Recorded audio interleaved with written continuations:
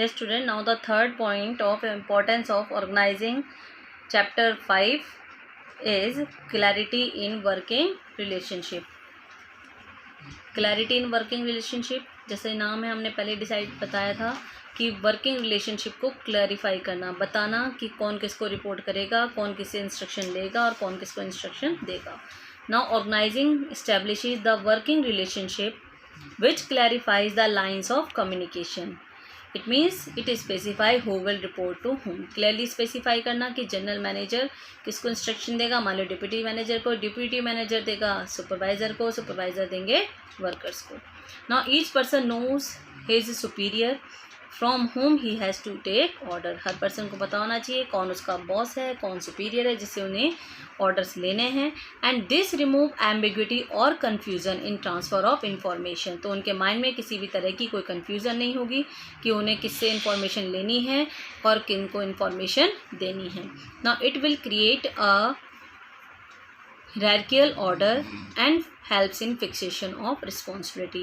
Now responsibility can be also easily fixed. Look here, for example, general manager give instruction to the manager, marketing manager and production manager.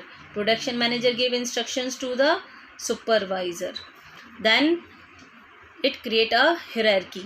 Hierarchy means sequence of level. General manager instruction देगा marketing manager को, marketing manager give instruction to the supervisor.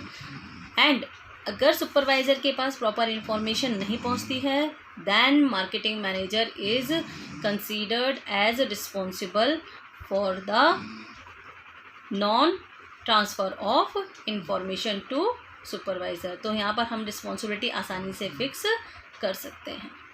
So next is development of personnel or employees. Next point is development of personnel. Personnel means employees. Employees की development कैसी होती है? Organizing helps in development of personnel by delegating of work to the subordinate. अब organising help करती है persons को develop होने में. कैसे? By delegation. इसमें यहाँ पर एक वर्ड आया नया, डेलीगेशन. डेलीगेशन मीन्स ट्रांसफ़र करना. ट्रांसफ़र करना क्या? Authority from superior to subordinate. For example principal ने अपनी कुछ अथॉरिटीज़ किसको दी? वाइस प्रिंसिपल को, कि वो रूटीन प्रॉब्लम सॉल्व करे स्कूल की या फिर टीचर्स की या स्टूडेंट्स की. ठीक है. Then it is called as delegation, कि अपना काम दूसरे के साथ शेयर करना जिससे कि आप अपने टाइम को जो इम्पोर्टेंट मैटर्स हैं वहाँ पर यूटिलाइज कर सको. एक एग्जांपल हम और लेके चलते हैं. मान लो मैनेजर ने ट्रांसफ़र किया सुपरवाइज़र को एक्टिविटीज़ की, भाई आप जो है वॉच करें सारी एक्टिविटीज़ वर्कर की और परफॉर्मेंस रिपोर्ट आप प्रिपेयर करो. ये सारा काम किसका था? मैनेजर का. लेकिन मैनेजर अगर सारी एक्टिविटीज़ खुद परफॉर्म करेगा तो बहुत ज़्यादा ओवर बर्डन हो जाएगा. इसलिए वो क्या करता है? अपनी एक्टिविटीज़ को कुछ डेलीगेट कर देता है, मीन्स ट्रांसफ़र कर देता है अपने इमीडिएट सबॉर्डिनेट को. सो यहाँ पर क्या होता है? Organising helps in development of personal by delegation of work to subordinate. Effective delegation allows the manager to reduce their workload. Manager को तो बेनिफिट मिलता है कि उनका वर्कलोड कम हो जाता है.